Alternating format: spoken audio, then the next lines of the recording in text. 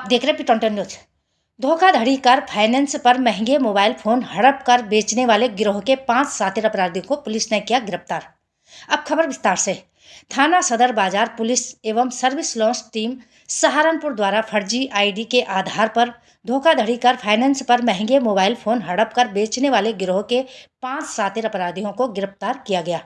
SP city Abhimanyu मांगलिक ने जानकारी देते हुए बताया कि अभियुक्त गण शातिर किस्म के अपराधी हैं जो योजनाबद्ध तरीके से लोगों के आधार कार्ड व पैन कार्ड संकलित कर उन पर फोटो बदलकर कूटरचित आधार कार्ड व पैन कार्ड तैयार करते थे तथा अलग अलग दुकानों से 1 लाख से 1.5 लाख तक की कीमत के सैमसंग कंपनी के मोबाइल फोन लोन पर प्राप्त कर धोखाधड़ी कर बेचने हेतु प्रयासरत थे। अभियुक्त गणों को माननीय न्यायालय के समक्ष पेश किया गया।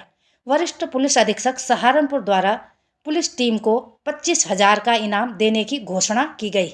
सहारनपुर से महेश कुमार की खास रिपोर्ट। खबरों के साथ जुड़े रहने के लिए चैनल को लाइक, शेयर और सब्सक्राइब अवश्य करें। ये अक्टूबर फर्स्ट वीक में हमारे सामने प्रकरण आया था। कुछ मोबाइल के शॉप ओनर्स आए थे हमारे पास। उन्होंने हमें पूरा जो स्कैम हो रहा है उसके बारे में उन्होंने सूचना दी थी। स्कैम इस प्रकार हो रहा था कि जो सैमसंग के महंगे मोबाइल हैं तो वो लोन में अवेलेबल थे। एक DMI कंपनी है जो कि इन फोन्स पे फाइनेंस करके कम डाउन पेमेंट पे EMI के बेसिस पे फ़ोन दे रही थी ओनर्स को। तो उन्होंने स्कैम के बारे में बताया कि कोई ग्रुप है जो फर्जी आधार कार्ड और पैन कार्ड देकर ये फाइनेंस करा रहा है।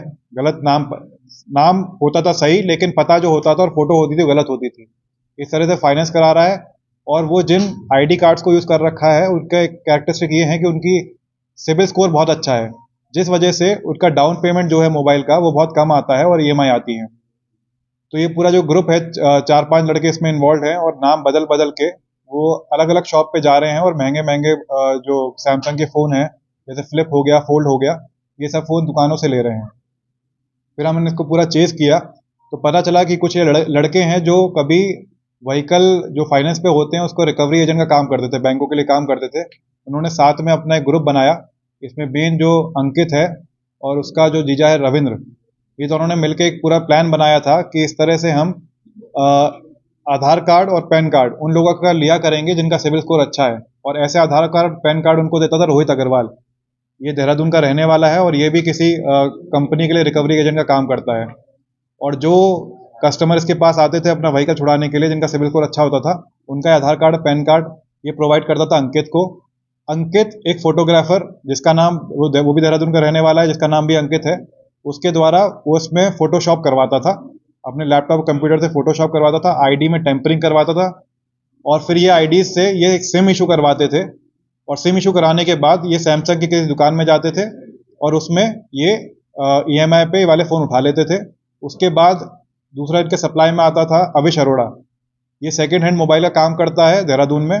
इसको ये मोबाइल प्रोवाइड कर दिया करते थे। ये करीब 30-30.5 हज़ार रुपये में इनकी डील तय हुआ करती थी। और जो अविश अरोड़ा है वो उमेर जो यहाँ पे रहने वाला लोहानी सराय का अपना जिला सहारनपुर का, उसको ये 50,000 रुपये में बेच दिया करता था।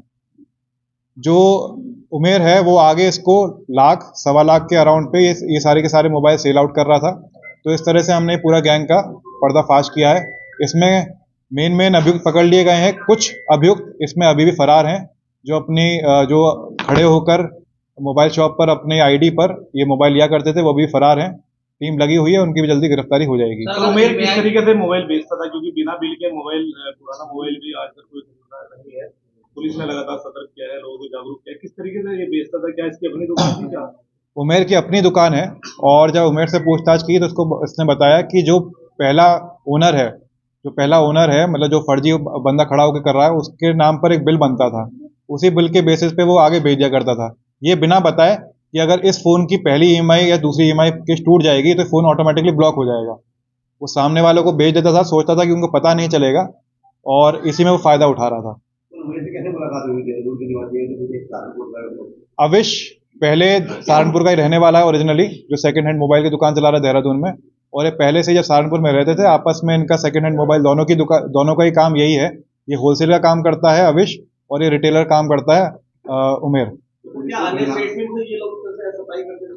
अन्य स्टेट से सप्लाई की तो बात सामने नहीं आई, लेकिन रुड़की हरिद्वार में भी जैसे हमारे जिले में ही देवबंद, सदर बाजार, बिहारीगढ़ और रुड़की हरिद्वार में भी कुछ शॉप्स ऐसी थी जिनके द्वारा उन्होंने ये वाले मोबाइल फर्जी आईडी पे लिए हैं। सर कितने मोबाइल मिले हैं और लगभग कीमत कितनी होगी, और एक लैपटॉप भी बरामद हुआ है, इसमें लैपटॉप को जानकारी कर दीजिए। लैपटॉप पे तो जैसे मैंने आपको बताया, वो जो फोटोग्राफर है वो ये सारी की सारी आईडीज को टेम्पर करता था, उसमें फोटोग्राफ चेंज करता था और दूसरा फर्जी एड्रेस डाला करता था।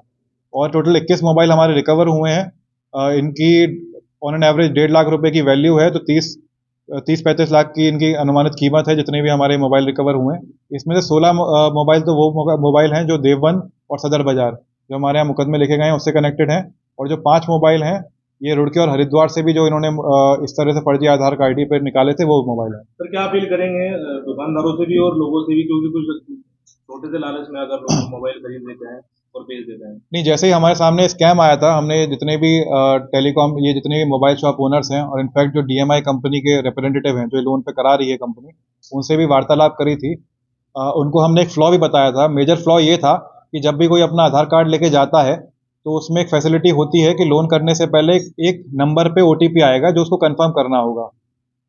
तो ये फ्लॉ ये निकला था कि वो कोई भी सिम इशू करा रहे थे उस पे वो ओटीपी मंगा रहे थे, लेकिन जब हमने इनको बताया तो इन्होंने अपनी स्ट्रैटेजी में थोड़ा चेंज करके ओटीपी उसी नंबर पे आ रहा है जिससे वो आधार कार्ड लिंक्ड है, इससे चेंज हुआ है और उस वजह से रुकी है, ये घटनाएं रुकी हैं। अभी हमारे 4 ऐसे मोबाइल हैं जो अभी तक हमारी एफआईआर में लिखे हुए हैं लेकिन वो नहीं मिल पाए हैं हमें। तो 4 मोबाइल की हम IMEI ट्रेस कर रहे हैं कि मोबाइल आगे क्या भेज दिए गए हैं और भेज दिए गए हैं तो किसके पास है।